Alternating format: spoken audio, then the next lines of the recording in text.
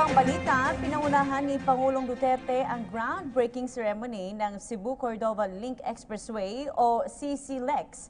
Ito ang isa sa pinakamalaking infrastructure project sa Visayas na bahagi ng public-private partnership sa ilalim ng Administrasyong Duterte.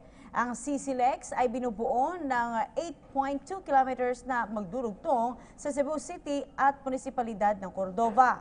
Sa naging mensahe ng Pangulo, sinabi nito na isa ang infrastructure projects at mass transport system sa mga solusyon upang matugunan ang problema sa trapiko. Ang mahigit 27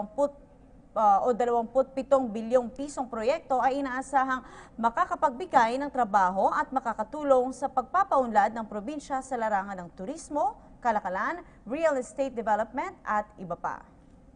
Maybe in the years to come, we'd see about a nation with bridges. Connect na lang na eh. For short distances, but far and between the wide expanse of the sea, it would take generations. But hopefully, ang unang mo larga about the island of bridges would really be the Visayas. Okay, nasugdan.